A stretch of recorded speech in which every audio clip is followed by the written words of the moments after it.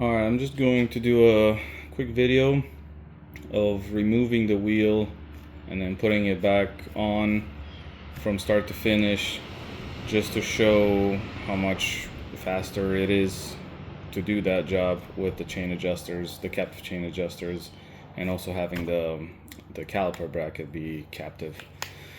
I also have a Pitbull tire wedge underneath there, which is very helpful.